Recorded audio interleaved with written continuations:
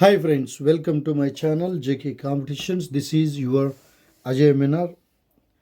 Hi friends, ఎలా ఉన్నారు? How is your preparation? I think you are all doing well. So please continue with your preparation. Don't drop at any point.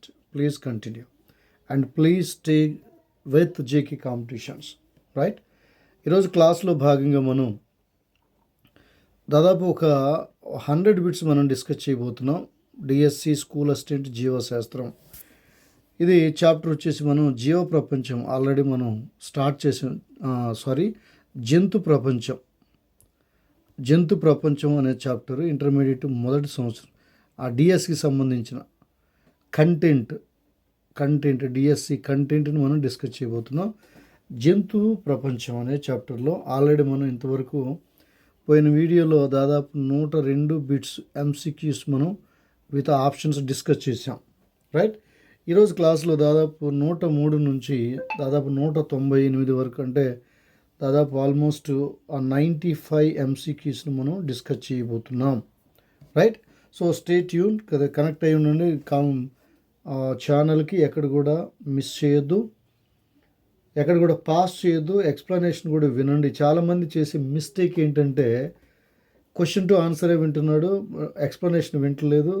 దానికి తగ్గట్లే ఎగ్జామ్లో కూడా performance ఉంటుంది. గుర్తుపెట్టుకోండి friends, మనం ఎంత ఎక్కువగా ఎక్స్ప్లెనేషన్ వింటే ఎక్స్ప్లెనేషన్ ఏమవుతుందంటే ఇక్కడ ఉన్న క్వశ్చన్ అండ్ ఆన్సర్ మాత్రమే కాకుండా అనేక టాపిక్స్ కూడా డిస్కస్ చేస్తాం మనం. ఎందుకంటే మేము ప్రిపేర్ అయ్యేటప్పుడే ఈ బిట్కి సంబంధించిన కొన్ని ఎక్స్ట్రా ఇన్ఫర్మేషన్ కూడా ప్రిపేర్ అయ్యి మీకు అందించడం జరుగుతుంది. మరి కొంతమంది ఓవర్ స్మార్ట్గా థింక్ చేసి ఏం చేస్తున్నారంటే టైం వేస్ట్ అవుద్ది, ఎక్కువ వీడియో డేటా అయిపోద్దను, లేదా జీబీ ఎక్కువ అయిపోద్దని ఓవర్ థింక్స్ చేసి క్వశ్చన్ టు ఆన్సరే చూస్తున్నారు.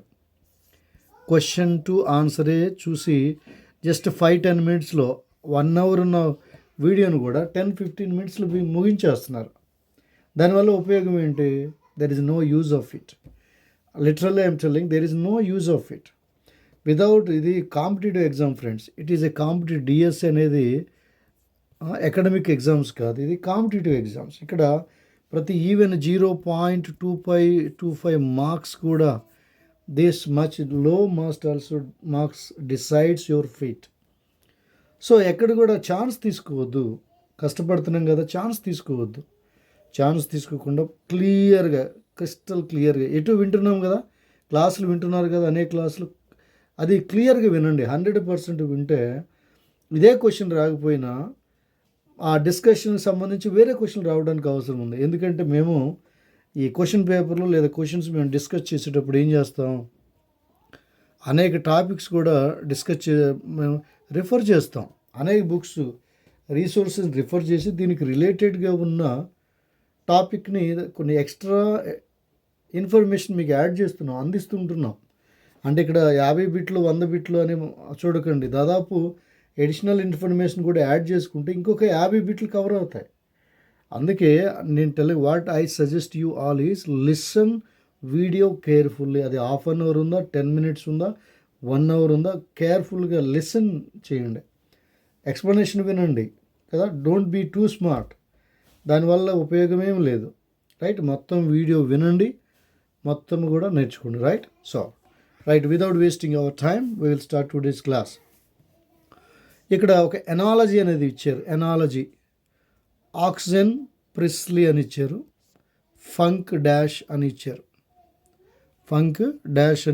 రైట్, ఇది దేనికి సంబంధించి ఏంటిది చూడండి.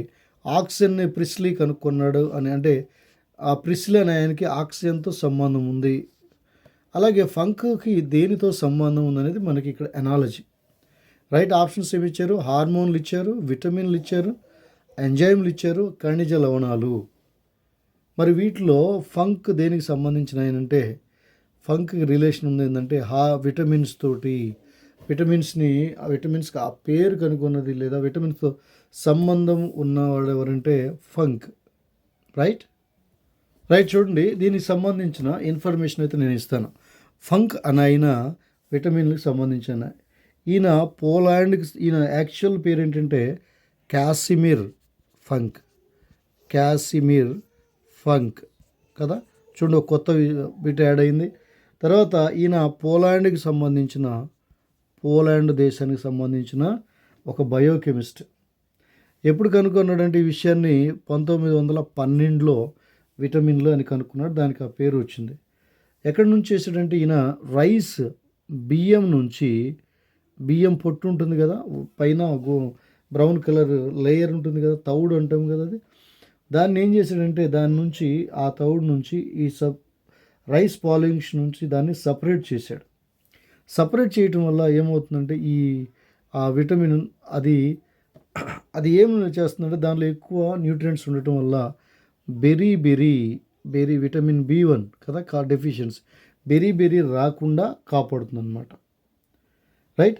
ఇనిషియల్గా దీన్ని ఏ పేరుతో పిలిచాడంటే వైటల్ అమైన్స్. చూడండి, గుర్తుపెట్టుకోండి, వైటల్ అమైన్స్ అనే పేరుతో పిలిచాడు. వైటల్ అమైన్స్ అంటే ఏంటంటే దీనిలో వైటల్ అంటే లైఫ్ అని చెప్తాం, అమైన్స్ అంటే నైట్రోజన్ కాంపౌండ్. ఈ nitrogen compounds they are essential for our life. తర్వాత దీంతో సంబంధించిన ఇంకొక ఆయన ఎవరంటే హాప్కిన్స్ అనే సైంటిస్ట్ కూడా దీనికి సంబంధం ఉంది. అయితే the first credit goes to Kashmir funk.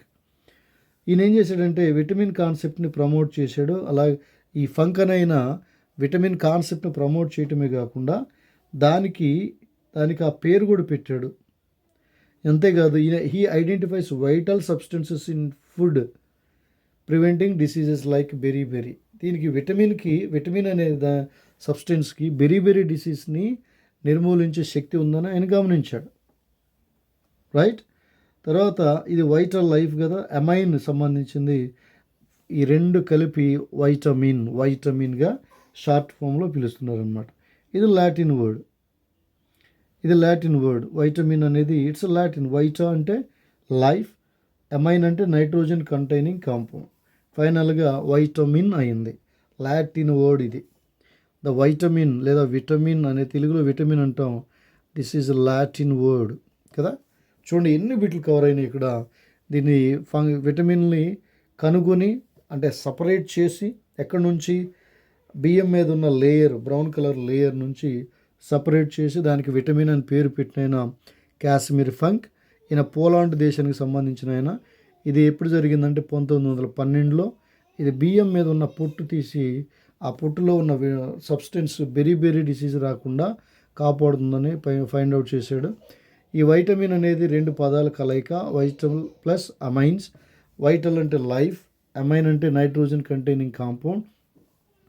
ఈ రెండింటిని కలిపితే వైటమిన్. ఇది గ్రీక్ లాంగ్వేజ్. సరే, ఈ విటమిన్లతో పరిచయం ఉన్న ఇంకొక వ్యక్తి ఎవరంటే ఆయన ఫ్రెడరిక్ గోలాండ్ హాప్కిన్స్. రైట్. ఇది దీని యొక్క క్వశ్చన్. చూడండి ఎన్ని విషయాలు కవర్ అయినాయో. మరి మీరు క్వశ్చన్ అండ్ ఆన్సర్ మాత్రమే చూస్తే మరి ఇవన్నీ మిస్ అయిపోతారు కదా. మీరు అలా చూస్తున్నారు, కొంతమంది చూస్తున్నారు. అది నాకు ఎలా తెలుస్తుందంటే నాకు ఇక్కడ తెలిసిపోతుంది. యావరేజ్ వ్యూ డ్యూరేషన్ తెలిసిపోతుంది, ఎవరు ఎంతసేపు చూస్తున్నారు అనేది. ఇప్పుడు ఇది ఆ వాచ్ అవర్ పెంచడానికి నేను చెప్పట్లా. నేను ఇంత కష్టపడి వీడియోలు ప్రిపేర్ చేసిన అది మీకు బెనిఫిట్ అవ్వకపోతే what is the use of my efforts and your time, your money. కాబట్టి ఏంటంటే వీడియో మొత్తం క్లియర్గా చూస్తే మీకు ఆ కాన్సెప్ట్ గురించిన క్లారిటీ వస్తుంది. మీరు ఎక్కడ కూడా మిస్ అయ్యే అవకాశాలు చాలా తక్కువగా ఉంటాయి. Right. Now will go for next question. శరీరంలో ఎక్కువైన క్రొవ్వులు ఈ కణాలలో నిల్వ చేయబడతాయి. ఎక్కడ నిల్వ చేయబడతాయి చూడండి. హృదయ కండరాలు, చర్మ కణజాలం, ఉపకళా కణజాలము, ఎడిపోస్ టిష్యూ. ఎక్కడ నిల్వ చేయబడతాయి చూడండి ఫ్రెండ్స్. చూడండి ఎలిమినేట్ చేద్దాం. చూడండి హృదయ కండరాల్లో అయితే అవ్వదు, ఎందుకంటే హృదయంలో క్రొవ్వు నిల్వ అయితే హార్ట్ అటాక్ వస్తుంది కదా. అప్పుడు హృదయము గట్టిగా కాంట్రాక్షన్ రిలాక్సేషన్ చేయలేదు కాబట్టి, ఫ్లెక్సిబిలిటీ ఉంది కాబట్టి ఇది డైరెక్ట్గా మనం తీసేయచ్చు. ఇక చర్మ కణజాలంలో కూడా ఫ్యాట్ ఉండదు, చర్మం చాలా థిన్గా ఉంటుంది కాబట్టి మనకు తెలుసు. ఉపకళా కణజాలం అంటే ఇది లోపల ఉండేది, ఇది టిష్యూ కణజాలం, ఇది కూడా కాదు. ఇక ఉంది ఏంటంటే అడిపోజ్ టిష్యూ అని పిలుస్తాం. అడిపోజ్ టిష్యూలో శరీరంలో ఎక్కువైన క్రొవ్వులు కదా, మొత్తం క్రొవ్వులు కాదు ఫ్రెండ్స్, ఎక్కువైనా మ్యాక్సిమం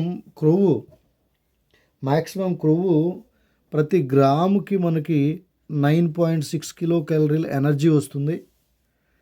అలాగే ప్రోటీన్ కానివ్వండి, అలాగే కార్బోహైడ్రేట్ కానీ దీనికి మాత్రం 4 కిలో క్యాలరీల శక్తి వస్తుంది. పోయిన క్లాస్లో కార్బోహైడ్రేట్ నేను 6.5 అని చెప్పాను, బై మిస్టేక్. అది ప్రోటీను కార్బోహైడ్రేట్ రెండు కూడా 1 గ్రామ్ ప్రతి each gram provides you 4 kilo calories, right. one of the subscribers reminded me. Thank you for that. Thank you for reminding this mistake. Okay, right. మీరు వీడియోని క్లియర్గా యాక్టివ్గా కనుక అంత వివరణ అంతా వింటూ కనుక చూస్తే మీకు ఇలాంటి మిస్టేక్స్ ఎక్కడైనా ఒకవేళ దొరకకుండానే 100% మిస్టేక్ లేకుండా ఉండడానికి ట్రై చేస్తున్నాను. బట్ బై ఫ్లోలో ఏదైనా మిస్టేక్ వచ్చినప్పుడు మీకు ఈజీగా అర్థమవుతుంది, మీరు నాకు సజెస్ట్ చేయొచ్చు, right. Thank you for suggesting that one. నా శరీరంలో ఎక్కువైన క్రొవ్వులు, శరీరానికి కావాల్సిన క్రొవ్వు ఉపయోగించుకున్న తర్వాత మిగిలిపోయిన క్రొవ్వు ఎలా ఉంటుందంటే అది ఎడిపోజ్ టిష్యూలో ఉంటుంది. మనకి ఎక్కువగా బెల్లీ ఎక్కడైతే ఉందో బెల్లీ భాగంలో అలాగే బొటక్ భాగంలో ఎక్కువగా కొవ్వు అనేది పేరుకుంటూ ఉంటుంది, రైట్. నా ఇంకా ఎక్కువైపోతుంది, హార్ట్ వాల్వ్స్ని కూడా క్లోజ్ చేసేస్తుంది అనమాట, ఆర్టరీస్ని క్లోజ్ చేస్తుంది. నెక్స్ట్ క్వశ్చన్, రికెట్స్ వ్యాధి కారకం retinol, calciferol, cyanocobalamin, thiamine. Rickets వ్యాధి కారకం, రైట్. దీనికి సంబంధించిన ఆన్సర్ని మనం చూద్దాం. రైట్, చూడండి ఫ్రెండ్స్, రికెట్స్ వ్యాధి కారకం వీటిలో ఏది కారకం మనం చూద్దాం, రైట్. ఇప్పుడు నేను కొన్ని వీటి గురించి చెప్తాను, విటమిన్స్ ఏమేమి అని మనం చెప్తాం, దాని గురించి డిస్కస్ చేస్తే ఒక ఐడియా వస్తుంది మనకి. విటమిన్స్ మనకి ABDEK అని ABCDEK అని 6 రకాల విటమిన్స్ ఉన్నాయి, రైట్. ఇప్పుడు 6 రకాల్లో మరలా బి కాంప్లెక్స్ విటమిన్ అని ఉంటుంది.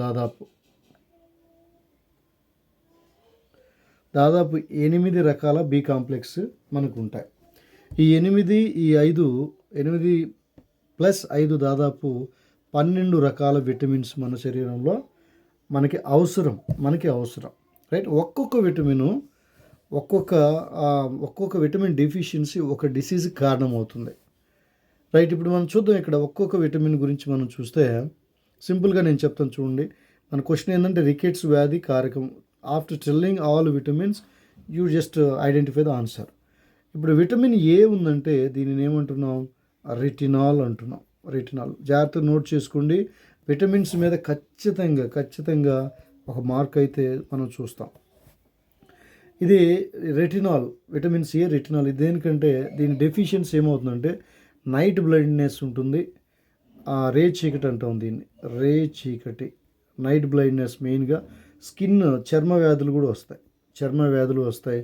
అంతేకాదు ఇమ్యూనిటీ సిస్టమ్ కూడా చాలా ఎఫెక్ట్ అవుతుంది, రైట్. ఇది రెటినాల్ గురించి. Vitamin A is called retinol. మనకు తెలుసు లీఫీ వెజిటేబుల్స్లో ఎక్కువగా ఉంటుంది, పర్టికులర్గా చెప్పాలంటే క్యారెట్లో చాలా ఎక్కువగా ఉంటుంది. తర్వాత ఇప్పుడు బి విటమిన్ చూస్తే బి విటమిన్లో ఫస్ట్ విటమిన్ B1. ఈ B1 విటమిన్ మనం థైమిన్ అంటున్నాం, థయమిన్. ఈ బి విటమిన్ లోపం లేదా విటమిన్ లోపం వల్ల వచ్చే వ్యాధి ఏంటంటే బెరీ. ఇంతకుముందే చెప్పుకున్నాం కదా, ఫంక్ గురించి చెప్పుకున్నప్పుడు మనం చెప్పుకున్న బెరీ వ్యాధి వస్తుంది విటమిన్ B1 లోపం వల్ల, థైమిన్ లోపం వల్ల. ఇంకా కావాలంటే ఇన్ఫర్మేషన్, వెయిట్ లాస్ అవుతుందన్నమాట, బరువు తగ్గిపోతారు. విటమిన్ B1 లోపం ఉంటే బరువు తగ్గిపోతారు.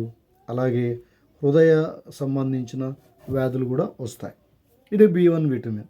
తర్వాత B2 విటమిన్ మనం చూస్తే దీన్ని రైబోఫ్లావిన్ అంటాం, చూడండి ఫ్రెండ్స్, నేను మొత్తం విటమిన్కి సంబంధించిన మొత్తం ఇన్ఫర్మేషన్ ఇస్తున్నాను. ఇది చాలు మీకు, ఆల్మోస్ట్ ఇది జాగ్రత్తగా విన్నారంటే ఇది సరిపోతుంది. రైబోఫ్లావిన్ ఇది ఏం చేస్తుందంటే స్కిన్ ఎరప్షన్స్, అంటే చర్మం ఏమవుతుంది, పగుళ్ళు. ఇక్కడ ఏ విటమిన్ కూడా చర్మం రిలేటెడ్ ఉంటుంది. అలాగే ఇక్కడ B2 విటమిన్ రైబోఫ్లావిన్ చర్మ పగుళ్ళు వస్తాయి. అలాగే సోర్ థ్రోట్ అనమాట, గొంతు బొంగురు పోవడం, గొంతు వాపు, గొంతు నొప్పి, అలాగే కంటి సంబంధమైన వ్యాధులు కూడా వస్తాయి. B1 చూడండి, ఏ విటమిన్, B2 విటమిన్ వీటికి కూడా ఆల్మోస్ట్ సేమ్ ఉన్నాయి, సేమ్ ప్రాబ్లమ్స్ ఉన్నాయి. తర్వాత B3 విటమిన్ B3ని మనం నియాసిన్ అంటాం. విటమిన్ B3ని నియాసిన్ అని పిలుస్తారు, టెక్నికల్ నేమ్, అది సైంటిఫిక్ నేమ్. ఇది చాలా ఇంపార్టెంట్, చాలాసార్లు అడిగారు. ఇది పెల్లగ్రా అనే డిసీజ్ వస్తుందన్నమాట. పెల్లగ్రా అంటే చర్మము పాలిపోవటం. ఈ డెర్మటైటిస్ చర్మ వ్యాధులు, దీనిలో కూడా చర్మ వ్యాధులు. అందుకే చెప్తారు కదా, చర్మము బాగా హెల్దీగా నిగనిగన ఆడాలంటే విటమిన్ లోడ్ అయిన ఫుడ్ని తీసుకోవాలి. లీఫీ వెజిటేబుల్స్ ఇలాంటివి ఎక్కువ, ఫ్రూట్స్, లీఫీ వెజిటేబుల్స్ తీసుకోవాలి. నియాసిన్ స్కిన్ కదా, పెల్లగ్రా ఇది డెర్మటైటిస్ అంటాం. డయేరియా అవుతుంది కూడా, డయేరియా అంటే విరోచనాలు కూడా అవుతాయి. ఈ విటమిన్ లోపం అయితే విరోచనాలు. అలాగే డిమెన్షియా అంటే మతిమరుపు కూడా వస్తుంది. ఇది B3 విటమిన్ వరకు, B3 నియాసిన్. తర్వాత విటమిన్ మనం చూస్తే B3 B1 B2 B3, తర్వాత B5 B6 B7 ఉన్నాయి. ఈ B5 విటమిన్ మనం చూద్దాం. B4 విటమిన్ లేదు friends, there is no B4 right. Now B5 vitamin is there. B5 vitamin ఏమంటామంటే మనం ప్యాంటోథెనిక్ యాసిడ్ అంటాం. ప్యాంటోథెనిక్ ఆమ్లం లేదా యాసిడ్, ప్యాంటోథెనిక్ ఆమ్లం అంటున్నాం. ఇదేం చేస్తుందంటే tingling in hands, feet or fatigue అంటే చేతులు కాళ్ళలో మంటలు వస్తాయి, గుచ్చుకున్నట్లు చేతులు కాళ్ళలో మంటలు వస్తాయి. అలాగే చాలా అలసటగా కూడా ఉంటుందన్నమాట, అలసట. ఈ విటమిన్ లోపం వల్ల కాళ్ళ చేతుల్లో గుచ్చుకున్నట్లు మంటలు ఉంటుంది, అలాగే అలసట కూడా ఉంటుంది. తర్వాత విటమిన్ B6 చూద్దాం. B6ని మనం పిరిడాక్సిన్ లేదా పైరిడాక్సిన్ అంటాం. ఈ పైరిడాక్సిన్ వల్ల ఏమవుతుందంటే లోపం వల్ల అనీమియా రక్తహీనత, అనీమియా అనే వ్యాధి వస్తుంది. తర్వాత స్కిన్ ర్యాషెస్, చర్మం మీద దద్దుర్లు వస్తాయి. అలాగే డిప్రెషన్, ఊరకనే నీరసించిపోవడం, డిప్రెషన్. ఇది B6 విటమిన్ లోపం వల్ల కలిగే వ్యాధి. తర్వాత B7 బయోటిన్ అనేది, దీని పేరు బయోటిన్. B7 biotin. దీనివల్ల ఏమవుతుంది, ఈ విటమిన్ లోపం వల్ల హెయిర్ లాస్ అవుతుంది, ఎక్కువగా జుట్టు రాలిపోవడం, అలాగే చర్మం మీద దద్దుర్లు రావడం, అలాగే బ్రిటిల్ నెయిల్స్ కూడా చాలా వీక్గా ఊరకనే విరిగిపోతూ ఉంటాయి. బ్రిటిల్ నెయిల్స్ గుర్తుపెట్టుకోండి. గోర్లకు సంబంధించిన గోర్లు బలహీన పడిపోతాయి, ఎందుకంటే B7 విటమిన్ లోపం వల్ల. దాన్నే బయోటిన్ అంటాం. B7 తర్వాత B1 2 3, తర్వాత 5 6 7, తర్వాత B8 అనేది లేదు. B8 విటమిన్ లేదు, గుర్తుపెట్టుకోండి. B4 B8 విటమిన్స్ అయితే లేవు. ఇవి రెండు కాకుండా తర్వాత B10 కూడా లేదు. B4 B8 B10 ఈ మూడు విటమిన్స్ లేవు ఫ్రెండ్స్. B11 కూడా లేదు. B1 నుంచి B12 దాకా ఉన్నాయి. ఆ B12లో B4 B8 B10 B11 ఈ 4 లేవు, రైట్. నా B7 అయిపోయింది. ఇప్పుడు B9 విటమిన్ ఏమంటాం చూద్దాం. B9 ఫ్రెండ్స్, వీడియో లెంగ్తీ అవుతుంది అని అనుకోవద్దు. I'm trying to give as much information as possible with respect to DSC preparation, right. Have this in your mind and watch the videos and prepare. Next vitamin B9ని folate అంటాం. ఈ folate వల్ల ఏమవుతుందంటే లోపం వల్ల బర్త్ డిఫెక్ట్స్ అన్నమాట. పుట్టుక లోపాలు అని చెప్పవచ్చు. పిల్లల్లో పుట్టుక లోపాలు అంటాం. అంటే స్పైన్కి సంబంధించింది, వెన్నెముకలు సరిగా లేకపోవడం. అలాగే ఇంకేంటి, మ్యాక్రోసైటిక్ ఎనీమియా. మ్యాక్రోసైట్స్ ఉన్నాయి కదా, స్థూల రక్షక బొట్టులు అంటాం కదా, మ్యాక్రోసైటిక్ మ్యాక్రోసైటిక్ ఎనీమియా హీనత కలుగుతుంది. తర్వాత B9 తర్వాత B10 లేదు, B11 లేదు, B12 ఉంది డైరెక్ట్గా. ఈ B12ని మనం కోబాలమిన్ అంటాం. కోబాలమిన్ లేదా సైనోకోబాలమిన్ అని కూడా పిలుస్తాం. సైనోకోబాలమిన్ చాలా ఇంపార్టెంట్. ఇది చాలా ఇంపార్టెంట్. ఇది B12 విటమిన్. ఇది పెర్నీషియస్ ఎనీమియా అంటే చాలా డేంజర్. పెర్నీషియస్ ఎనీమియా అంటే ఇది చాలా డేంజర్కరమైన ఇది రక్తహీనత.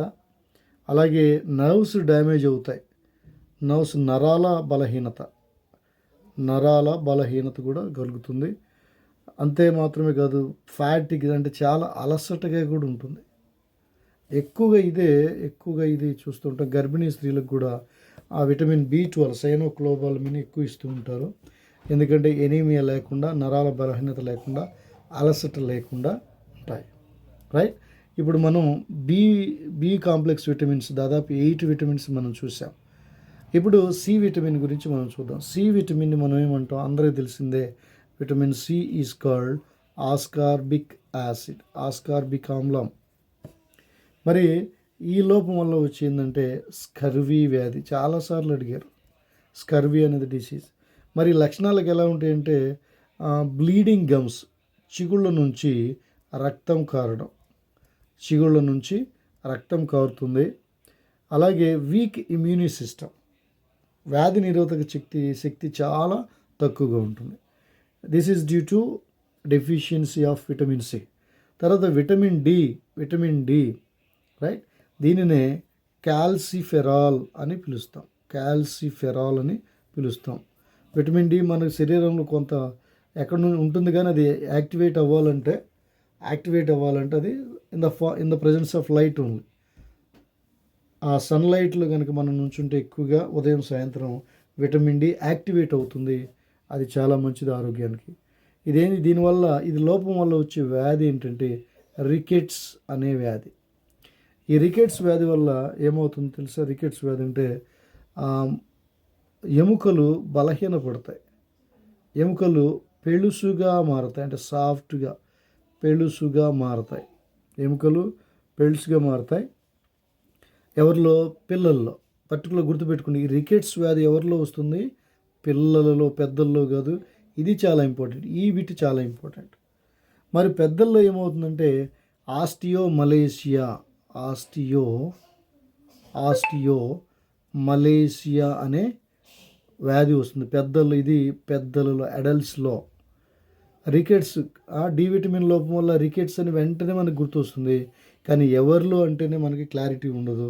ఎవరిలో? అది పిల్లల్లో ఉంటుంది. పిల్లల్లో వస్తుంది రికెట్స్ అనేది. అలాగే పెద్దవాళ్ళలో అడల్ట్స్ అని వస్తుంది. పెద్దవాళ్ళలో ఆస్టియోమలేసియా అని వస్తుంది. తర్వాత విటమిన్ ఈ చూద్దాం. విటమిన్ ఈ మనకు తెలుసు. విటమిన్ ఈ చాలాసార్లు చదివారు, మళ్ళీ దీన్ని టోకోఫెరాల్ అని చెప్తాం. Vitamin E is also called tocopherol.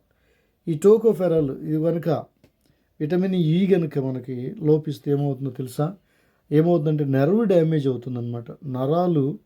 నరాలు బలహీనపడిపోతాయి, డ్యామేజ్ అయిపోతాయి. అంతేకాదు it leads to infertility in women. పర్టికులర్గా స్త్రీలలో ఇన్ఫెర్టిలిటీ వస్తుందన్నమాట. అంటే సమయానికి ఎగ్ రిలీజ్ అవ్వదన్నమాట. అలాగే ఇంకేముందంటే కండరాల బలహీనత కూడా వస్తుంది. కండరాల బలహీనత. అందుకే doctors pregnant ఉమెన్స్కి vitamin E టాబ్లెట్ని suggest చేస్తూ ఉంటారు. అవి ఎగ్ షేప్లో ఉంటాయి, ఓవల్ షేప్లో ఉంటాయి, ట్రాన్స్పరెంట్గా ఉంటాయి. ఎందుకంటే నరాల బలహీనత లేకుండా ఉండటానికి, ఫెర్టిలిటీ బాగా ఉండటానికి, ఇంకా కండరాలు యాక్టివ్గా ఉండటానికి ఈ విటమిన్ అనేది మనకి ఉపయోగపడుతుంది. ఇక లాస్ట్ విటమిన్ మనం చూస్తే విటమిన్ కే. దీనిని ఫిల్లోక్వినోన్ అంటారు. ఈ ఫిల్లోక్వినోన్ డెఫిషియన్సీ వల్ల ఏమవుతుందంటే ఎక్సెసివ్ బ్లీడింగ్, రక్తస్రావం జరుగుతుంది. బాగా రక్తస్రావం చాలా ఎక్కువగా జరుగుతుంది. అంతేకాదు రక్తము త్వరగా గడ్డగట్టదు. త్వరగా గడ్డ కట్టదు. బ్లీడింగ్ ఆగిపోవాలంటే రక్తం గడ్డ కట్టాలి. రక్తం గడ్డ కట్టాలంటే కే విటమిన్ కావాలి ఖచ్చితంగా. కే విటమిన్ ఉంటే అక్కడ ప్లేట్లెట్స్ రక్త ఫలకికలు బాగా ఆరోగ్యవంతంగా ఉంటాయి. అప్పుడు ఏమవుతుందంటే గాయం అయినప్పుడు వెంటనే అవన్నీ కూడా ఆ గాయం ఉన్న చోటుకి గ్యాదర్ అయిపోయి గాయాన్ని క్లోజ్ చేస్తాయి. అప్పుడు ఆటోమేటిక్గా ఏముంది, రక్తస్రావం అనేది తగ్గిపోతుంది. రైట్. ఇవి విటమిన్స్ యొక్క పూర్తి వివరం ఫ్రెండ్స్. నేను మ్యాక్సిమం ఇచ్చాను. మ్యాక్సిమం విటమిన్స్, వాటి పేర్లు, వాటి డెఫిషియన్సీ వల్ల వచ్చే వ్యాధులు కూడా ఇచ్చాను. ఇక సోర్స్ ఆఫ్ ఎక్కడెక్కడ ఏ ఫుడ్లో ఏ విటమిన్ ఉంటుంది అనేది మనం తర్వాత డిస్కస్ చేద్దాం. రైట్. ఇప్పుడు ఇంకోటి ఇంపార్టెంట్ ఏంటంటే ఇక్కడ ఈ ABCDEK ఈ విటమిన్స్ని మరలా 2 రకాలుగా, రైట్, ఇప్పుడు ఏం చేస్తాడంటే ఏబి ఈ మొత్తం విటమిన్లు 2 రకాలుగా విడదీస్తారు. ఏబిసి ఒక వర్గం అయితే ADEK అడెక్ ఇది ఒక వర్గం. ఈ బీసీ విటమిన్లు ఎక్కువగా ఇవి వాటర్ సాల్యుబుల్ అంటే నీటిలో కరిగిపోతాయి. వాటర్ సాల్యుబుల్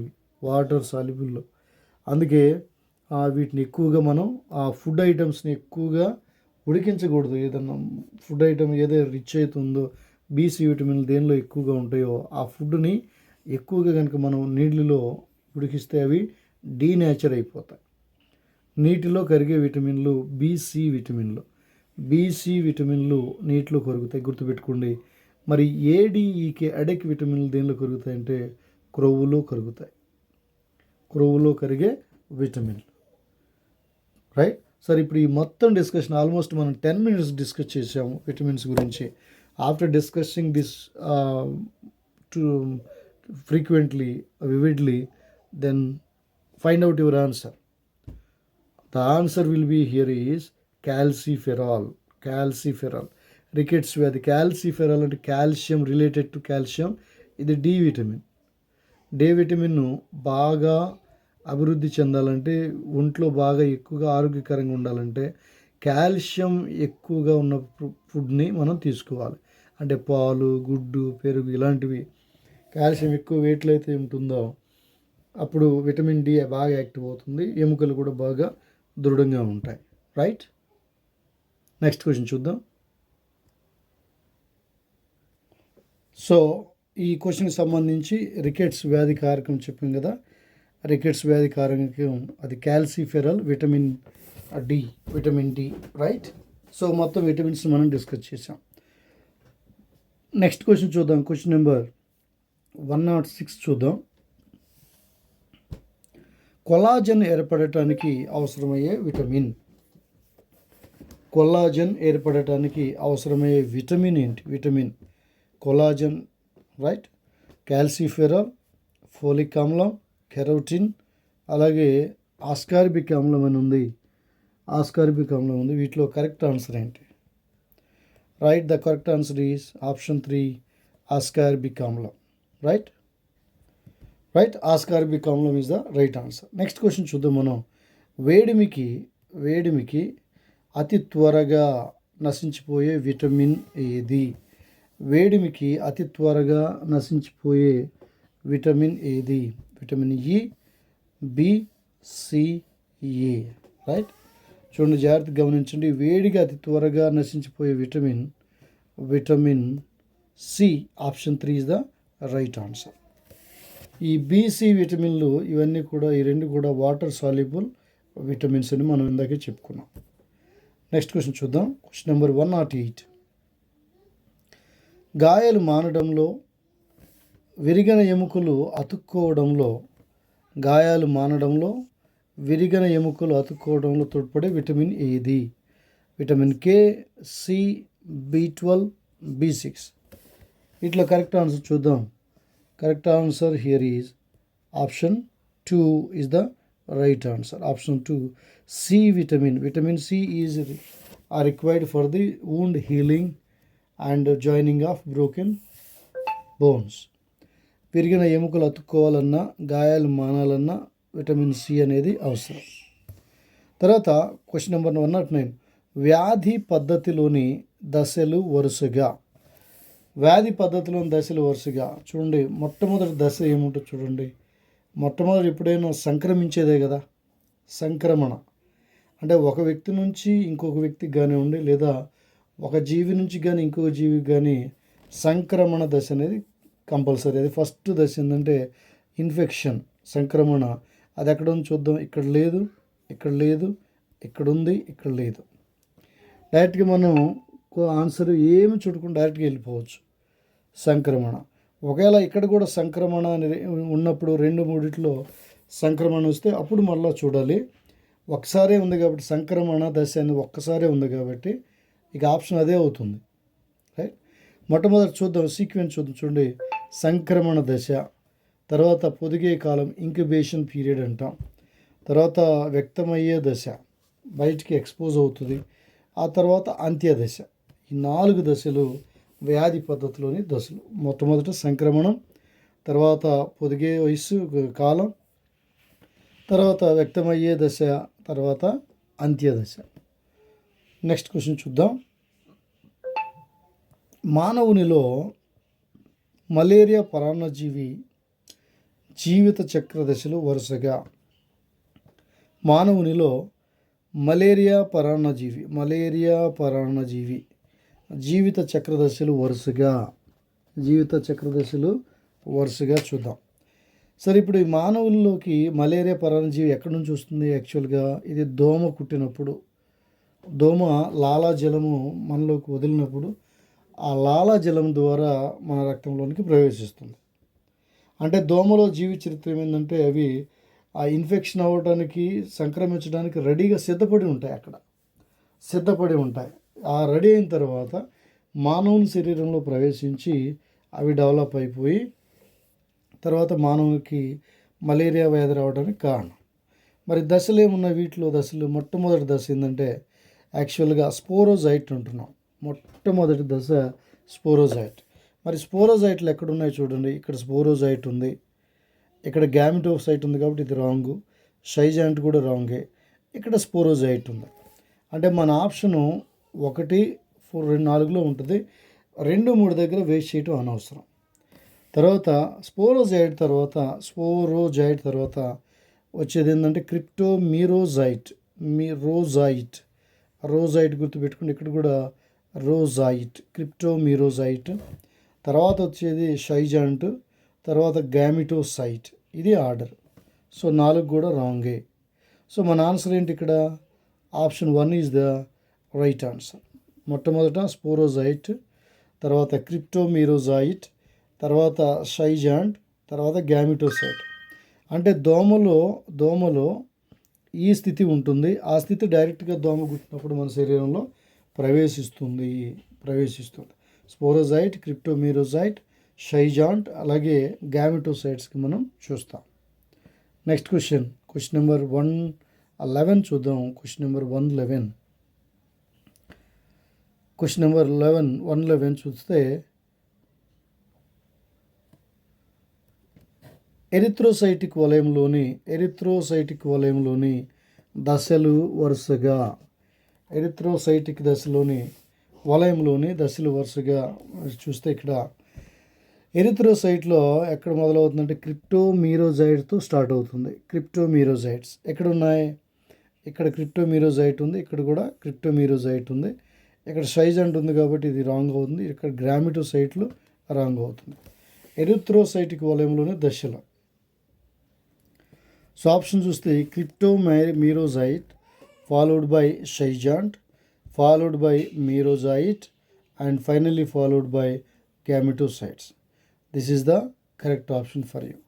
ఎరిథ్రోసైటిక్ వలయంలోని అంటే మానవునిలోని ప్రవేశించిన తర్వాత ఈ ప్లాస్మోడియం ఫాల్సిఫెరం ఉంటుంది ఏదైతే ఉందో అది ఏ దశలు గుండా ప్రయాణిస్తుంది? అది క్వశ్చను. మానవ రక్తంలో మానవునిలోనికి ఈ మలేరియా వ్యాధి పరాన్నజీవి ప్రవేశించిన తర్వాత ఫస్ట్ క్రిప్టోమిరోజైట్, తర్వాత షైజాంట్, తర్వాత మిరోజైట్, తర్వాత గ్యామిటోసైట్లు. ఇవి దశలు వరుసగా. నెక్స్ట్ క్వశ్చన్, క్షయ, గవద బిళ్ళలు, కోరింత దగ్గు మొదలైన వ్యాధులలో సంక్రమణ జరిగే పద్ధతి. క్షయ, గవద బిళ్ళలు, కోరింత దగ్గు. రైట్. ఇవన్నీ ఎలా? 1 ప్రత్యక్ష తాకిడి, 2 లాలాజల తుంపర, 3 ఆశ్రయజీవి, 4 వాహకం. Right. The correct answer here is option 2 లాలాజల తుంపర. లాలాజల తుంపర కదా.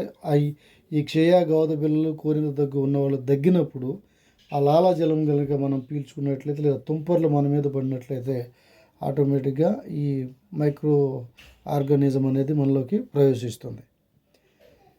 నెక్స్ట్, వాహకం ద్వారా వ్యాప్తి చెందే వ్యాధులు. వాహకం క్యారియర్ ద్వారా, వాహకం ద్వారా వ్యాప్తి చెందే జీవులు ఏమున్నాయి? ప్లేగు, మలేరియా అంటున్నాం, ఆటలమ్మ ధనుర్వాతం, గవద బిళ్ళలు, జలుబు, కంటి జబ్బు, ఫ్లూ జ్వరం. రైట్. కొంచెం లాజిక్గా ఆలోచిద్దాం. చూడండి, ఇక్కడ ప్లేగు వైరస్ ద్వారా, అలాగే మలేరియా, ప్లేగ్ అనేది ఎలుకల ద్వారా, అలా మలేరియా ఏమో దోమ ద్వారా కదా. మరి గవద బిళ్ళలు, జలుబు అంటే తుంపర్ల ద్వారా వస్తాయి. ఆటలమ్మ ధనుర్వాతము అది టెంపరేచర్లో మార్పు వచ్చినప్పుడు, క్లైమేట్లో మార్పు వచ్చినప్పుడు జరుగుతుంది. కంటి జబ్బు, ఫ్లూ జ్వరం వైరస్ ద్వారా వస్తుంది. మరి వాహకం ఏంటంటే వీటన్నిటిలో కూడా డైరెక్ట్గా మైక్రో ఆర్గానిజమ్స్ ద్వారానే ఈ 3 వస్తాయి, 2, 3, 4. కానీ ప్లేగు, మలేరియా అనేదానికి ఆ జీవికి ఒక వాహకం కావాలి, క్యారియర్ కావాలి. Right. So 113 answer is option 1 plague, malaria. ఈ 2 వ్యాధులు వాహకం ద్వారా మనకు వ్యాప్తి చెందుతాయి. నెక్స్ట్ క్వశ్చన్,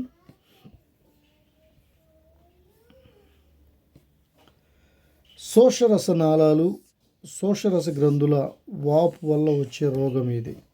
శోషరస గ్రంథుల వాపు వల్ల వచ్చే రోగం. 1 ప్లేగు, 2 బోధ వ్యాధి, 3 మెదడు వ్యాపు, 4 మలేరియా. మరి చూడండి, ఇక్కడ ఆప్షన్స్ మనము వర్కౌట్ చేద్దాం. ప్లేగు అనేదేమో వాహకం అంటే ఎలుక ద్వారా. తర్వాత మలేరియా అనేది దోమ ద్వారా వస్తుంది. మరి శోషరస గ్రంథుల వాపు వల్ల వచ్చే రోగం ఏంటంటే, శోషరస నాళాలు అయితే మెదడులో ఉండవు, రక్తనాళాలు ఉంటాయి. తర్వాత ఇక మిగిలింది ఏంటంటే బోధవ్యాధి, బోధవ్యాధి కదా, ఏనుగు బోధకాలు వ్యాధి అంటారు. ఈ శోషరస నాళాలు, శోషరస గ్రంథులు ఇవి వాయటం వల్ల వచ్చే వ్యాధి బోధ వ్యాధి. Answer is this one. Next question, malaria పరాన్నజీవిలో స్పోరోజాయిట్లు వీటి నుంచి ఏర్పడతాయి. వీటి నుంచి ఏర్పడతాయి. 1 మ్యాక్రోగ్యామిట్లు, 2 మైక్రోగ్యామిట్లు, 3 సంయుక్త బీజం, 4 లాలాజల గ్రంథులు. సో మలేరియా పరాన్నజీవిలో స్పోరోజాయిట్లు ఎక్కడి నుంచి ఏర్పడతాయంటే, లాలాజల గ్రంథులు అనేది ఇది జీవి అనేదే కాదు, ఇది మనం డైరెక్ట్గా ఎలిమినేట్ చేయొచ్చు. ఈ మైక్రోగ్యామిట్లు, సంయుక్త ఇవన్నీ దశలు అన్నమాట. సో స్పోర్స్ ఎప్పుడవుతుందంటే సంయోగ బీజాలు కలిసి సంయుక్త బీజం ఏర్పడిన తర్వాత వాటి నుంచి స్పోర్స్ రిలీజ్ అవుతాయి. సో మన ఆన్సర్ ఇక్కడ ఏంటంటే ఆప్షన్ 3 సంయుక్త బీజం నుంచి మలేరియా పరాన్నజీవిలో స్పోరోజాయిట్లు ఏర్పడతాయి. నెక్స్ట్, ఆశ్రయము అలాగే వాహకానికి గల తేడాను తెలపండి. ఆశ్రయం అంటే ఏంటి, వాహకం అంటే ఏంటి? తర్వాత చూడండి, రోగకారక జీవులను తీసుకుపోవటం అనేది వాహకం. ప్రాణంతో ఉండే సాంక్రమిక జీవులను మోసుకొని పోవటం ఇది కూడా వాహకమే. తర్వాత కదలిక లేకపోవటం, తర్వాత అతిథేయాన్ని ప్రత్యక్షంగా సంక్రమణం చేయటము. అంటే 2 ఎలిమినేట్ చేసాము. ఇక మూడోది కూడా కదలిక లేకపోవటం అనేది ఇది కదా. దాని వాహకం, ఆశ్రయం అనేది ఆ జీవి అనేది కదలిక కలిగి ఉండాలి. ఇది కూడా కాదు మనకి. ఇక 4th అనేది అతిథేయాన్ని ప్రత్యక్షంగా సంక్రమణం చేయటము అనేది ఈ రెండింటికి మధ్య ఉన్న తేడా. నెక్స్ట్ క్వశ్చన్ నెంబర్ 17 చూద్దాం. Question number 17. పట్టుపురుగు యొక్క గొంగళి పురుగు, పట్టుపురుగు యొక్క గొంగళి పురుగు ఎలాంటిది? బహుళ రక భక్షక జీవి, పూతికాహార జీవి, ఏకరక భక్షక జీవి, జాంతవ భక్షక జీవి. గొంగళి పురుగు ఉంది కదా, అది ఏ రకమైనది మనం చూద్దాం. ఫస్ట్ ఆఫ్ ఆల్ ఇది పూతికాహార జీవి కాదు, ఎందుకంటే గొంగళ పురుగు ఎక్కువ ఆకుల మీద నివసిస్తుంది. కుళ్ళిపోయిన ఆకులు కాదు కదా, లైవ్గా ఉన్న మల్బరీ లీవ్స్ మీద అది డిపెండ్ అయి ఉంటుంది. ఇంకా ఏంటంటే జాంతవ భక్షణ అంటే ఇది బాగా అభివృద్ధి చెందిన జీవుల్లో ఉండేది. జాంతవ భక్షణ అంటే ఆహారాన్ని నోట్లోకి తీసుకొని నమలడం, అది కూడా రాంగే. ఇక ఈ రెండిట్లో ఉంది, 1, 3లో మన ఆప్షన్ ఉంది. బహుళ రక భక్షక జీవి, ఏకరక భక్షక జీవి అంటే ఆ గొంగళి పురుగు అనేక రకమైన పదార్థాలను తీసుకుంటుంది, బహుళ రక భక్షక జీవి. కానీ గొంగళి పురుగు ఎప్పుడు కూడా మల్బరీ లీవ్ మీదే ఆధారపడి ఉంటుంది, మల్బరీ ఆకు మీద ఆధారపడి ఉంటుంది. కాబట్టి ఇది ఏకరక భక్షక జీవి, రైట్? ఏకరక భక్షక జీవి. పట్టుపురుగు యొక్క గొంగళి పురుగు ఎలాంటిది? ఏకరక భక్షక జీవి. Next question. నత్త తన ఆహార పదార్థ ఉపరితలాన్ని గీకి మింగటానికి ఉపయోగపడే శరీర భాగం. 1 నాలుక, 2 కొండ నాలుక, 3 రాడ్యుల, 4 ఫిస్టులా, రైట్? మరి చూడండి, ఇక్కడ ఆప్షన్స్ ఈజీగా ఎలిమినేట్ చేయొచ్చు. నత్తలో నాలుక అనేది ఉండదు, నత్తలో కొండ నాలుక కూడా ఉండదు కదా, ఎపిగ్లైటిస్ కూడా ఉండకపోవచ్చు. తర్వాత నత్తలో ఇది పని చేయడానికి ఉపయోగపడేది ఏంటంటే ఫిస్టులా, అంటే మనకు తెలిసింది అది ఇది ఉంది కదా, ప్రత్యుత్పత్తి అవయవాలకు సంబంధించిన ఒక వ్యాధి అది. ఇక మిగిలింది ఏంటంటే రాడ్యులా. ఈ రాడ్యులా అనే నిర్మాణము నత్త యొక్క నోట్లో ఉంటుంది.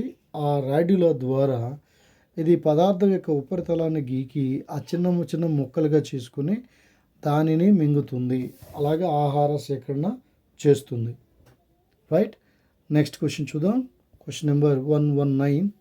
Question number 119.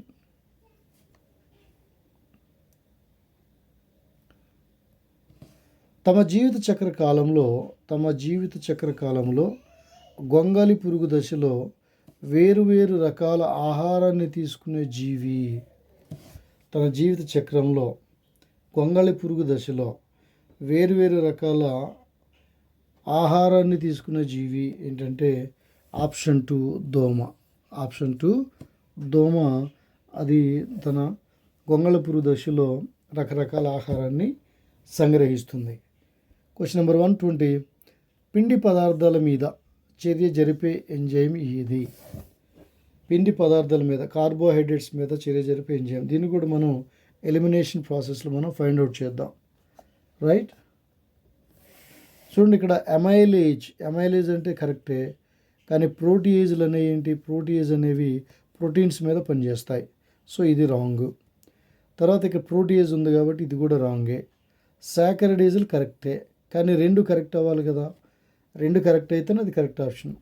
తర్వాత ఇక్కడ లైపేజెస్లు ఉన్నాయి, అలాగే ప్రోటీయేజెస్లు. ఈ లైపేజ్ అనేదేమో లిపిడ్స్ మీద, ఫ్యాట్స్ మీద పనిచేస్తే ప్రోటీయేజ్ ఏమో ప్రోటీన్స్ మీద పనిచేస్తుంది. కాబట్టి 1, 2, 3 ఆప్షన్ కూడా రాంగే. ఇక మనకు మిగిలింది ఏంటంటే ఆప్షన్ 4 సాకారిడేస్లు, అలాగే అమైలేజ్లు. శాకర అనే మీనింగ్ వచ్చిందంటే అది కార్బోహైడ్రేట్కి సంబంధించింది. అమైలేజ్ అనేది మన సెలైవ్లో ఉంటుంది. సో ఇవి 2 పిండి పదార్థాల మీద చర్య జరిపే ఎంజైములు. సో ఆప్షన్ 4 సకారిడేస్లు అలాగే అమైలేజ్లు. తర్వాత ఎంజైమ్లు చైతన్యవంతంగా ఉండేందుకు కావాల్సిన పరిస్థితులు.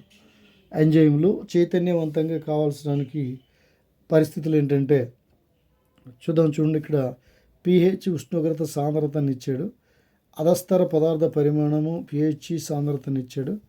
తర్వాత ఉష్ణోగ్రత, pH, అధస్తపర పదార్థ ప్రమాణం, అలాగే ద్రావణీయత, సాంద్రత, ఉష్ణోగ్రత. వీటిలో కరెక్ట్ ఆన్సర్ మనం చూద్దాం. The correct answer here is option 3. ఎంజైములు చైతన్యంగా ఉండాలంటే ఆప్టిమం టెంపరేచర్ ఉండాలి, ఆప్టిమం pH ఉండాలి, అలాగే అధస్పర పదార్థ పరిమాణం కూడా తగినంతగా ఉండాలి. Option 3 is the right answer. Next question number 122 చూద్దాం. ఎంజైముల యొక్క చైతన్యరహిత రూపాలకు సరైన ఉదాహరణలు. ఎంజైముల యొక్క చైతన్య రహిత రూపాలకు ఉదాహరణలు మనం చూద్దాం. ఇక్కడ చూడండి, ఆప్షన్ 1 చూస్తే కార్సినోజన్ అంటే అది క్యాన్సర్ కారకము, ఇది క్యాన్సర్ కారకం. ఇది పెప్సినోజన్, అలాగే ఈ చైతన్యవంతమైనవి అమైలో పెప్సినోజన్ చైతన్యవంతమైనవి, పెప్సినోజన్ ఇవి కూడా చైతన్యవంతమైనది. మరి చైతన్యవంతము కానివి ఏంటంటే ఆప్షన్ 2 కైమోట్రిప్సినోజన్, పెప్సినోజన్ ఇవన్నీ కూడా చైతన్యవంతమైనవి కావు, ఇవి చైతన్య రహితమైనవి. తర్వాత ట్రిప్సిన్ గాను పెప్సిన్ గాను చైతన్యవంతమై తర్వాత అవి ప్రోటీన్స్ మీద పనిచేస్తాయి. Right, here the correct option is option 2 కైమోట్రిప్సినోజన్ అలాగే పెప్సినోజన్. తర్వాత క్వశ్చన్ నెంబర్ 123, బహుకణ జీవులలో జరిగే జీర్ణక్రియ. ఇది డైరెక్ట్గా మనం చెప్పవచ్చు. బహుకణ జీవుల్లో జరిగేది ఏంటంటే కణబాహ్య జీర్ణక్రియ. ఇప్పుడు అమీబా తీసుకున్నాం అనుకో, ఏ కణ జీవులో అది కణంలోనే జీర్ణక్రియ జరుగుతుంది కాబట్టి అది కణాంతర జీర్ణక్రియ అని మనం చెప్పవచ్చు. కానీ బహుకణ జీవుల్లో కణాల్లో జరగదు, దానికి ప్రత్యేకమైన నిర్మాణాలు ఉన్న ఎలిమెంటరీ కణాలు ఉంది కాబట్టి, జీర్ణ వ్యవస్థ ఉంది కాబట్టి ఇది కణం లోపల కాకుండా కణం బయట జీర్ణక్రియ జరిగి ఆ తర్వాత జీర్ణమైన పదార్థాలు కణంలోనికి తీసుకోబడతాయి. కాబట్టి బహుకణ జీవుల్లో జరిగే జీర్ణక్రియ కణబాహ్య జీర్ణక్రియ. This the right answer. Next question, ఎంజైమ్లను విడుదల చేసే కణజాలం ఏంటి? ఎంజైమ్లను విడుదల చేసే కణజాలాలు ఏంటంటే డైరెక్ట్గా మనం చూద్దాం. ఆప్షన్ 3 గ్లాండ్స్ అన్నమాట. గ్లాండ్ సెల్స్, గ్రంథి కణాలు అని పిలుస్తాం. గ్రంథులు ఎంజైమ్లను విడుదల చేస్తాయి.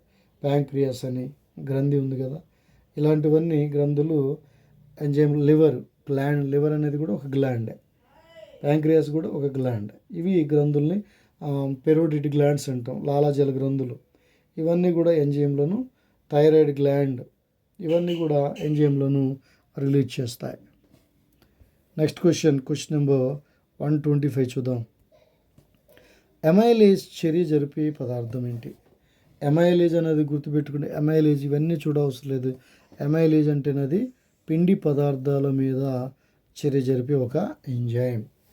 ఎమైలేజ్ చర్య జరిపే పదార్థము పిండి పదార్థం. మాంసకృతులు అంటే ప్రోటీయేజెస్, క్రొవ్వులు అంటే లైపేజ్.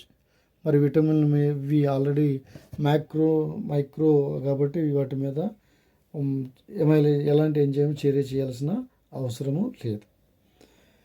నెక్స్ట్ క్వశ్చన్ నెంబర్ 126, ఈ చర్య వల్ల జీర్ణక్రియ. రైట్, ఈ ఆన్సర్ చూద్దాం. 125 ఆన్సర్ ఏంటంటే డైరెక్ట్గా ఆప్షన్ 3 పిండి పదార్థాలు. 126, ఈ చర్య వల్ల జీర్ణక్రియ ఎంజైములు క్లిష్టమైన అణువులను విడగొడతాయి. జీర్ణక్రియ ఎంజైములు క్లిష్టమైన అణువులను విడగొడతాయి. రైట్, విడగొట్టడం అన్నమాట. ఏమేమి విడగొడతాయి ఇక్కడ చూడండి. ఆక్సీకరణం అన్నాడు, జల విశ్లేషణము, క్షయకరణము ఇది. తర్వాత సంగమం, కాంబినేషన్. వేటి వలన అవుతాయంటే ఎంజైమ్స్ ఎప్పుడు కూడా నీటి సమక్షంలో, జల సమక్షంలో బాగా యాక్టివ్గా ఉంటాయి. సో ఈ జీర్ణక్రియ ఎంజైములు ఇప్పుడు కూడా జల విశ్లేషణము ద్వారా అణువులను విడగొడతాయి. నెక్స్ట్, నెమరు వేసే జంతువుల్లో ఇది చాలా ఇంపార్టెంట్ చూడండి. నెమరు వేసే జంతువులలో సూక్ష్మజీవులు ఉండే స్థానము. నెమరు వేసే జంతువులలో సూక్ష్మజీవులు ఉండే స్థానము ఆన్సర్ ప్రథమ అమాశయము అంటాం. మొత్తం నెమరు వేసే జంతువుల్లో జీర్ణాశయము 4 భాగాలుగా ఉంటుంది. ఆ 4 భాగాలు ప్రథమ అమాశయము, ద్వితీయ అమాశయము, తృతీయ అమాశయము, చతుర్థ అమాశయం అని ఇలా 4 ఉంటాయి. ఈ నెమరు వేసే జంతువులు సూక్ష్మజీవులు ఉంటాయి కదా, జీర్ణక్రియలో పాల్గొనే సూక్ష్మజీవులు ప్రథమ అమాశయంలో ఉంటాయి. రైట్, నెక్స్ట్ క్వశ్చన్ చూద్దాం. క్వశ్చన్ నెంబర్ 128 చాలా ఇంపార్టెంట్ అండ్ చాలా ఈజీ క్వశ్చన్ ఇది. మల కబళనాన్ని ప్రదర్శించే జంతువు అంటే తను విసర్జించిన దాన్ని తాను తినే జంతువు ఎవరున్నాయి ఇక్కడ సింపుల్గా చూడండి. ఆవు తినదు, మేక తినదు, ఎద్దు కూడా తినదు. ఇకపోతే కుందేలు అనేది మల కబళనాన్ని ప్రదర్శించే జంతువు. తర్వాత సెల్యులోజ్ని ఏర్పరిచే అణువులు. సెల్యులోజ్ని ఏర్పరిచే అణువులు ఏంటంటే సెల్యులోజ్ని ఏర్పరిచే అణువులు గ్లూకోజ్ అణువులు. గ్లూకోజ్ అణువులు సెల్యులోజ్ని ఏర్పరుస్తాయి. తర్వాత క్వశ్చన్ నెంబర్ 120 చూడండి. క్వశ్చన్ నెంబర్ 130 క్షమించండి. క్వశ్చన్ నెంబర్ 130లో నెమరు వేసే జంతువుల జీర్ణాశయంలో సూక్ష్మజీవులు గ్లూకోజ్ను కిణ్వన ప్రక్రియ చేయగా ఏర్పడే పదార్థాలు ఏమిటి? గ్లూకోజు కిణ్వన ప్రక్రియ అవాయు శ్వాసక్రియలో కిణ్వన ప్రక్రియ జరుగుతుంది, ఫెర్మెంటేషన్. ఈ ప్రక్రియలో ఏర్పడే పదార్థాలు ఏంటి? ఆన్సర్ డైరెక్ట్ చెప్తున్నాను చూడండి. ఆప్షన్ 2 క్వశ్చన్ నెంబర్ 130 ఆప్షన్ 2 బ్యూటైరిక్ ఆమ్లము అలాగే ప్రొపియోనిక్ ఆమ్లం. బ్యూటైరిక్ ఆమ్లం అంటే ఇది ఆల్కైన్ ట్రిపుల్ బాండ్ ఉంటుంది దీనిలో. బ్యూటైరిక్ ఆమ్లము అలాగే ప్రొపియోనిక్ అంటే propanoic acid. Propanoic CH3 CH2 COOH. అలాగే బ్యూటైరిక్ ఆమ్లం అంటే CH3 CH2 CH COOH. ఇవి ఎక్కడుంటాయి? జంతువుల జీర్ణాశయం. ఏ జంతువులు? నెమరు వేసే జంతువుల జీర్ణాశయంలో సూక్ష్మజీవులు గ్లూకోజ్ను కిణ్వన ప్రక్రియ చేసినప్పుడు బ్యూటైరిక్ ఆమ్లము, ప్రొపియోనిక్ ఆమ్లం లేదా ప్రొపనోయిక్ ఆమ్లములు ఏర్పడతాయి. తర్వాత నెమరు వేసే జంతువులు ప్రోటీన్లను వీటి నుండి గ్రహిస్తాయి. చాలా ఇంపార్టెంట్ ఫ్రెండ్స్ ఇది. ప్రోటీన్లను ఎక్కడి నుంచి గ్రహిస్తాయి అంటే ఇవి డైరెక్ట్గా సూక్ష్మజీవులు అంటే వాటి శరీరంలో వాటి జీర్ణాశయంలో ఉండే సూక్ష్మజీవుల నుంచి అవి ప్రోటీన్లను సంపాదిస్తాయి. నెక్స్ట్ క్వశ్చన్ నెంబర్ 132 చూడండి. క్వశ్చన్ నెంబర్ 132 నెమరు వేసే జంతువుల జీర్ణాశయంలో ఆమ్లము ఉండే జీర్ణాశయ భాగము ఏది? ఆమ్లం ఉండే జీర్ణాశయ భాగము చతుర్థ అమాశయం, 4వ భాగం. చతుర్థ అమాశయంలో ఆమ్లం అనేది ఉంటుంది. సూక్ష్మజీవులు ఉండేది ప్రథమ అమాశయంలో. తర్వాత నెమరు వేసే జంతువుల జీర్ణాశయంలో కిణ్వన ప్రక్రియ జరిగే భాగం ఇప్పుడే చెప్పుకున్నాం. కిణ్వన ప్రక్రియ జరిగే భాగము ప్రథమ అమాశయంలో. ఈ ప్రథమ అమాశయంలో సూక్ష్మజీవులు ఉంటాయి. ఆ సూక్ష్మజీవులు కిణ్వన ప్రక్రియను జరిగిస్తాయి. ఈ కిణ్వన ప్రక్రియ ద్వారా బ్యూటైరిక్ ఆమ్లము, ప్రొపనోయిక్ ఆమ్లం ఇవి రెండు కూడా ఏర్పడతాయి. సో నెక్స్ట్ క్వశ్చన్ చూద్దాం. నెమరు వేసే జంతువుల జీర్ణాశయంలో తృతీయ అమాశయంలో పీల్చుకోబడే పదార్థాలు అంటే తృతీయ అమాశయంలో ఏం జరుగుతుంది మనం చూస్తున్నాం. ప్రథమ అమాశయంలో ఏం జరుగుతుంది? ప్రథమ అమాశయంలో కిణ్వన ప్రక్రియ జరుగుతుంది. అక్కడ మైక్రో ఆర్గానిజమ్స్ ఉంటాయి. తర్వాత దానిలో మనం చూసాము చతుర్థ అమాశయంలో ఆమ్లము ఉంటుంది డైజెషన్ కోసం. తర్వాత ఇప్పుడు తృతీయ అమాశయంలో చూస్తున్నాం. దీనిలో ఏమవుతుందంటే అబ్జార్ప్షన్ అనేది జరుగుతుంది. పీల్చుకోవడం అనేది జరుగుతుంది. అది ఏమేమి పీల్చుకుంటాయంటే ఇక్కడ నీరు, బైకార్బోనేట్లు అనేవి తృతీయ అమాశయంలో పీల్చుకోబడతాయి. రైట్. నెక్స్ట్ క్వశ్చన్ చాలాసార్లు అడిగిన క్వశ్చన్ ఇది చూడండి. మానవుని కింది దవడ అర్ధభాగంతో దంతాల అమరిక ఎలా ఉంటుందంటే డైరెక్ట్ చూడండి. మనకి మొత్తము పైన 16 క్రింద 16 కాబట్టి చూద్దాం. ఈ 16 ఎలా ఉంటాయంటే పైన 16 కింద 16. ఇప్పుడు 4 ఉంటాయి. 4 ఏమో కురికే పళ్ళు ఉంటాయి, 2 ఏమో చీల్చే పళ్ళు ఉంటాయి, కెనైన్స్ అంటాము. ఒక 4 ఏమో మోలార్స్ అంటాము. ఇంకా తర్వాత ఆరేమో ప్రీమోలార్స్ అంటున్నాం. ప్రీమోలార్స్ అలా మోలార్స్ అని పిలుస్తాం. ఈ 16 కదా, 16లో ఇప్పుడు మొత్తము దీనిలో అర్ధభాగం అంటే దీన్ని ఆఫ్ చేయాలి. అన్నిటినీ ఆఫ్ చేస్తే మనకేమొస్తుంది? 2 1 2 3 2 1 2 3 ఉంటుంది. ఇప్పుడు మనకు ఫుల్ రావాలంటే 2 1 2 3 option 4 is the right answer. ఇప్పుడు 2 1 2 3 కదా, ఇది అర్ధభాగం కింది దవడ కానివ్వండి, పై దవడ కానివ్వండి, అర్ధభాగం. మనకు ఫుల్ కావాలంటే ఏం రావాలి? ఇక్కడ 4తో మల్టిప్లై చేస్తే 4 2 జార్ 8 వస్తుంది, 4 1 జార్ 4, 4 2 జార్ 8, తర్వాత 4 3 జార్ 12 వస్తుంది. మొత్తం ఎన్ని ఉన్నాయి? తర్వాత మొత్తం 20 32 వస్తున్నాయి అన్నమాట. 32 ఈ 32ని కనుక మనం 4 చేస్తే 2 1 2 3 అని వస్తుంది. 2 1 2 3 అంటే ఇది అర్ధభాగం, గుర్తుపెట్టుకోండి.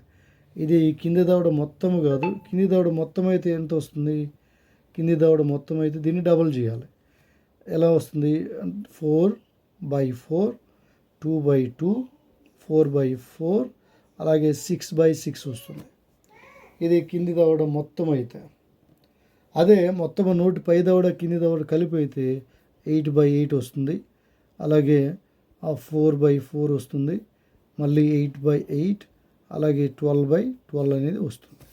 మొత్తం 32 డెంట్స్ టూత్ మనం టీత్ ఇక్కడ చూస్తాం. అర్ధభాగం ఇచ్చాడు కాబట్టి 2 1 2 3 21 23 అని గుర్తుపెట్టుకోండి. 21 23 2 1 2 3 రైట్. నెక్స్ట్ క్వశ్చన్ నెంబర్ 136 చూద్దాం. ప్రౌఢ మానవునిలో దంతాల అమరిక వరుసగా. దంతాల అమరిక ఎప్పుడైనా గుర్తుపెట్టుకుని, దంతాలు ఎక్కడి నుంచి మనం మొదలు పెట్టామంటే కొరుకు పళ్ళు నుంచి మనం మొదలు పెట్టాలి. కొరుకుడు పళ్ళు అంటే ముందు భాగంలో ఉండే పళ్ళు. కాబట్టి కొరుకుడు పళ్ళు ఎక్కడ ఉన్నాయి? మనకి ఇక్కడే ఉన్నాయి. ఇక్కడ కూర దంతాలు ఉన్నాయి, నమలే దంతాలు ఉన్నాయి, విసురు దంతాలు అని ఉన్నాయి. కాబట్టి ఇది రాంగ్. డైరెక్ట్గా ఆప్షన్ నెంబర్ 1. ఈ కొరుకు దంతాలు ఏం చేస్తాయంటే ఆహారాన్ని మొక్కలుగా కొరకటానికి. తర్వాత కూర దంతాలు అంటారు, కెనైన్స్ అంటున్నాం వీటిని.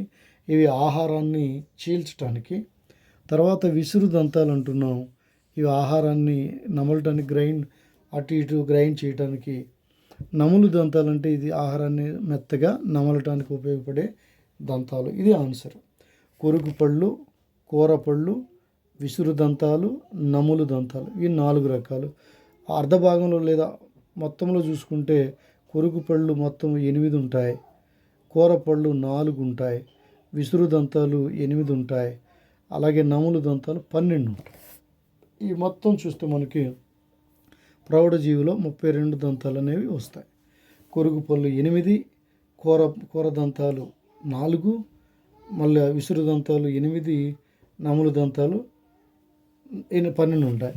అదే పై దవడ లేదా కింది దవడ అంటే దీనిలో ఆఫ్ చేద్దాం. 4 2 4 6. అలా కాకుండా అర్ధభాగం అని అన్నాడంటే ఇది 2 1 2 3 2 1 2 3 రైట్. నెక్స్ట్ క్వశ్చన్ చూద్దాం.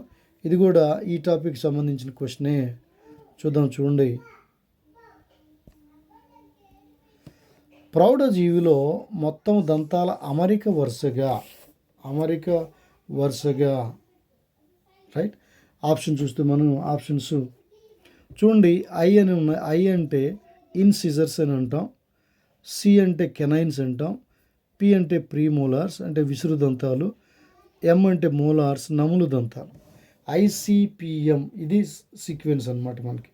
ఐసిపిఎంలో ఏమేమి ఉంటాయి? మొత్తం ప్రౌఢజీవిలో ఇన్సిజర్స్ 8 ఉంటాయి, ఇంతకుముందు చెప్పుకున్నాం. కెనైన్స్, ఇన్సిజర్స్ అంటే కొరుకు పళ్ళు, కెనైన్స్ ఏమో 4 ఉంటాయి, చీల్చే పళ్ళు. ప్రీమోలార్స్ విసురు దంతాలు మళ్ళీ 8 ఉంటాయి, మోలార్స్ 12 ఉంటాయి. ఈ నంబరు సీక్వెన్స్ ఎక్కడ ఉంది చూడండి. 8 4 8 12 అనేది ఇక్కడ ఉంది ఫ్రెండ్స్. 8 4 8 12. కాబట్టి option 1 is the right answer. The answer for this question is option 1. Next, ఎంజైములు లేని జీర్ణరసము ఏది? ఎంజైములు లేని జీర్ణరసం పైత్యరసము, ఆంత్రరసము, క్లోమరసము, లాలజల రసము రైట్. లాలాజలంలో టైలిన్ అనే ఎంజైమ్ ఉంటుంది. అలాగే ఆంత్రరసంలో కూడా కొన్ని పెప్సిన్ అని ఉంటుంది. క్లోమరసంలో కూడా పెప్సినోజన్, ట్రిప్సినోజన్ ఉంటున్నాయి. పైత్యరసంలో మాత్రం ఎలాంటి ఎంజైమ్లు ఉండవు. పైత్యరసం ఏది సెక్రెట్ చేస్తుందంటే లివర్, జీర్ణకు సంబంధించిన, అంటే వేరే ఎంజైమ్లు ఉంటాయి. ఏఎల్పి అని ఏఎస్టీ అని ఒకటి, ఈ ఎంజైమ్లు ఉంటాయి. కానీ జీర్ణానికి సంబంధించిన ఎంజైమ్లు అనేవి పైత్యరసంలో ఉండవు. ఈ పైత్యరసాన్ని ఎవరు స్రవిస్తారంటే కాలేయము. పైత్యరసంలో ఏ రకమైన జీర్ణరస ఎంజైమ్లు ఉండవు. Right. So here the option is option 1, పైత్యరసం.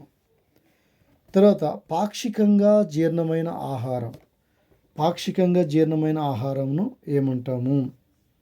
పాక్షికంగా జీర్ణమైన ఆహారంను ఖైమ్ అంటాం. ఖైమ్ కరెక్ట్ స్పెల్లింగ్ ఇది. ఖైమ్ అని పిలుస్తాం. ఇక్కడ ఖైము అని ఇచ్చారు, యాక్చువల్ స్పెల్లింగ్ ఇది. ఖైమ్ అని పిలుస్తాం. రైమ్ అనేది అసలు ఉండదు. కడ్ అనేది ఆవుల నెమరు వేసే జంతువుల్లో ఉంటుంది. ఇక ఖైమ్ అనేది ఉన్నాయి. ఖైల్ అంటే ఏంటంటే పూర్తిగా జీర్ణమైన ఆహారము. ఖైలు ముద్దగా ఉండే జీర్ణరసంతో కలిసిన ముద్ద లాంటి ఆహార ముద్దను మనం బోలస్ అంటాం. బోలస్ అంటాము. పాక్షికంగా జీర్ణమైన ఆహారాన్ని మనం ఖైమ్ అని పిలుస్తాం. తర్వాత జీర్ణాశయ ఎంజైమ్లు వరుసగా, జీర్ణాశయంలో స్టమక్లో ఉండే ఎంజైమ్లు వరుసగా మనం గుర్తుపెట్టుకోవాలి, ఒక సీక్వెన్స్ గుర్తుపెట్టుకోవాలి. PLR. P stands for pepsin. L stands for lipase and R stands for renin. ఈ మూడు కూడా జీర్ణాశయంలో ఉండే ఎంజైమ్లు. చూడండి ఎక్కడ ఉంది అది, LPLR ఇక్కడ ఉంది. పెప్సిన్, లైపేజ్, రెనిన్, ఈ మూడు కూడా జీర్ణాశయంలో ఉండే ఎంజైమ్లు. నెక్స్ట్ క్వశ్చన్ నెంబర్ 141 చూద్దాం.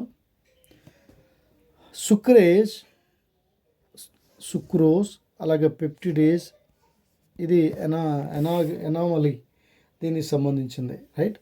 సుక్రేజ్ అనే ఎంజైమ్ సుక్రోజ్ మీద పనిచేస్తుంది. అలాగే పెప్టిడేజ్ అనే ఎంజైమ్ దేని మీద పనిచేస్తుంది? సింపుల్, డైరెక్ట్గా కనెక్ట్ చేయండి. ఎంజైమ్ పేరు ఎప్పుడు కూడా అది ఏ పదార్థం మీద పనిచేస్తుందో ఆ పదార్థము పేరు వచ్చేలాగా ఎంజైమ్ పేరు ఉంటుంది. కాబట్టి సుక్రేజ్ అనేది సుక్రోజ్ మీద పనిచేస్తుంది కాబట్టి సుక్రోజ్ అని వచ్చింది. పెప్టిడేజ్ డైరెక్ట్గా మనం వెళ్ళిపోవచ్చు. పెప్టైడ్లు ఇవి ఎక్కడుంటాయి? ప్రోటీన్లో ఉండే బాండ్స్ అన్నమాట. అమినో యాసిడ్స్ మధ్య ఉండే బాండ్స్ని పెప్టైడ్ బాండ్లు అని పిలుస్తాం. మాల్టేజ్, గెలక్టేజ్, లాక్టేజ్ ఇవన్నీ కూడా కార్బోహైడ్రేట్కి సంబంధించిన ఎంజైమ్లు. కాబట్టి పెప్టిడేజ్ అనే ఎంజైము పెప్టైడ్లని బ్రేక్ చేయడానికి ఉపయోగపడుతుంది. ఎక్కడ? ప్రోటీన్స్ మధ్య. ప్రోటీన్స్ ఎక్కడ ఉంటాయి? అమినో యాసిడ్ మధ్య. అమినో యాసిడ్స్ ఎక్కడ ఉంటాయి? ప్రోటీన్లో ఉంటాయి. తర్వాత చూడండి, మరలా అలాంటి క్వశ్చనే.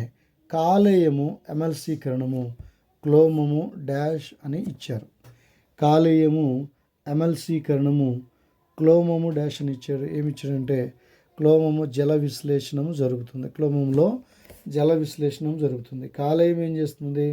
ఫ్యాట్స్ ఎమల్సిఫికేషన్ జరిగేలాగా చేస్తుంది. కానీ క్లోమం ఏం చేస్తుందంటే జల విశ్లేషణము ద్వారా పెద్ద పెద్ద అణువులను చిన్న అణువులుగా విడగొట్టడానికి సహాయపడుతుంది. రైట్. తర్వాత 143 క్వశ్చన్ చూడండి. క్లోమరసంలోని సరైన అంశాలు ఏవి? క్లోమరసంలోని సరైన అంశాలు ఏమున్నాయి? క్లోమరసంలో ఆప్షన్ 3 డైరెక్ట్గా వెళ్ళిపోతాం. క్లోమరసంలో బైకార్బోనేట్ ఉంటుంది, ట్రిప్సిన్ ఉంటుంది, ఎమైలేజ్ ఉంటుంది, ఖైమోట్రిప్సిన్, ఇలా ఇది ఒక ఆర్డర్లో ఉంటుంది. క్షమించాలి, రాంగ్గా చూసాం ఇక్కడ. 143 క్వశ్చన్ నెంబర్ 143 ఆన్సర్ ఏంటంటే ఆప్షన్ 4. క్లోమరసంలో ఏమేమి ఉంటాయంటే ఖైమోట్రిప్సిన్, ట్రిప్సిన్, ఎమైలేజ్, పెప్టిడేజెస్, ఇవి క్లోమరసంలో ఉండే సరైన అంశాలు. నెక్స్ట్ క్వశ్చన్ చూద్దాం. Question number 144. శరీరంలో అయానుల తులస్థితిని కాపాడే వ్యవస్థ, అయాన్స్ బ్యాలెన్స్ని కాపాడే వ్యవస్థ ఏంటి? శ్వాసక్రియ, విసర్జన, జీర్ణక్రియ, ప్రసరణ. వీటిలో అయాన్ల తులస్థితిని కాపాడే వ్యవస్థ మనం వర్కౌట్ చేద్దాం ఫ్రెండ్స్. ఎలిమినేషన్. శ్వాసక్రియకు ఏమైనా సంబంధం ఉందంటే, శ్వాసక్రియ మనకు తెలుసు కదా, అది ఉచ్ఛ్వాస నిశ్వాసాలు అంటే ఇన్హలేషన్ ఎక్సలేషన్కి జరిగే సంబంధం క్రియ. అది మాత్రమే కాదు, శ్వాసక్రియలో శక్తి అనేది రిలీజ్ అవుతుంది, రైట్? ఇది కాదు. తర్వాత జీర్ణక్రియ ఏందండి? సంక్లిష్ట ఆహార పదార్థాలు సూక్ష్మ ఆహార పదార్థాలుగా విడగొట్టబడతాయి. ఇక్కడ కూడా అయాన్ల పరిస్థితి బ్యాలెన్స్ ఎలాగో తెలియదు. తర్వాత ప్రసరణ వ్యవస్థ అంటే ఏంటంటే, ఇది ఆహారాన్ని, జీర్ణమైన ఆహారాన్ని అలాగే ఆక్సిజన్ను వివిధ కణాలకు ప్రసరణ చేస్తుంది. ఇక పోతే మనకు మిగిలినది ఏంటంటే ఆప్షన్ 2, విసర్జన వ్యవస్థ. ఈ ఎక్స్క్రీటరీ సిస్టమ్ ఏదైతే ఉందో అది అయాన్ల తులస్థితిని కాపాడుతుంది. బ్యాలెన్సింగ్ అయాన్స్ అంటే ఇది రీఅబ్జార్ప్షన్ చేసుకుంటుంది. బౌమెన్స్